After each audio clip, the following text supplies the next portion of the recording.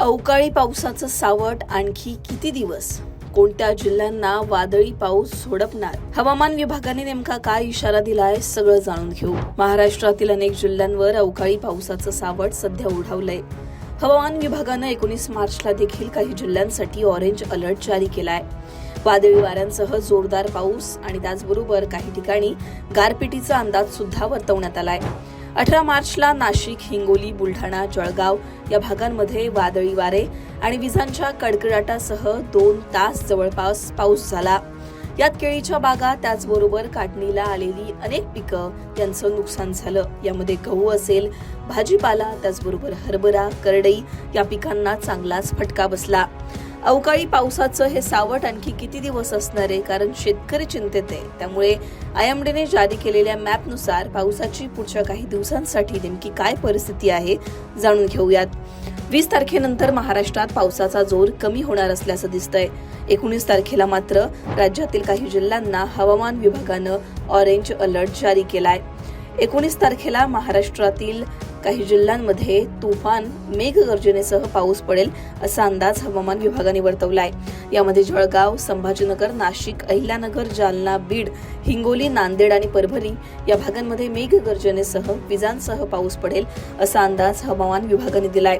त्याचबरोबर विदर्भातील सगळेच जिल्हे, उत्तर महाराष्ट्र, कोकणामध्ये रायगड आणि रत्नागिरी, त्याचबरोबर दक्षिण मध्य महाराष्ट्रातील काही जिल्हे आणि पश्चिम महाराष्ट्रामध्ये पुणे, सातारा, त्याचबरोबर कोल्हापूरला सुद्धा येलो अलर्ट जारी करण्यात आलाय.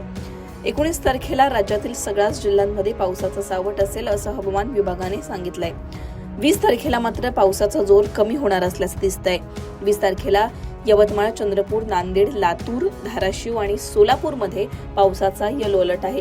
विजांसह या भागांमध्ये पाऊस पडण्याची शक्यता वर्तवण्यात आली आहे. बीड, हिंगोली, परभणी, त्याचबरोबर सातारा, सांगली, कोल्हापूर आणि पुणे या भागांमध्ये ढगाळ वातावरण असेल आणि तुरळक ठिकाणी पाऊस पडू शकतो. 21 तारखेला सुद्धा काही ठिकाणी तुरळक असा पाऊस पडेल असा अंदाज हवामान विभागाने दिलाय.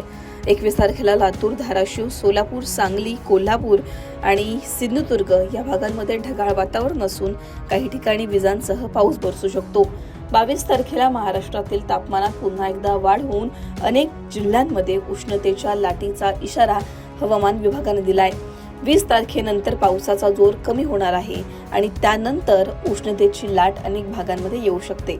पण त्याआधी म्हणजेच पुढचे 2 दिवस महाराष्ट्रामध्ये तुफान असा वादळी विजांसह आणि मेघगर्जनेसह पाऊस कायम राहणार असल्याचा अंदाज हवामान विभागाने वर्तवलाय.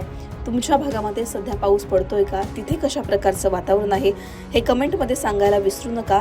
लोकमतला जर तुम्ही सबस्क्राईब केलं नसेल तर सबस्क्राईब करायला विसरू नका.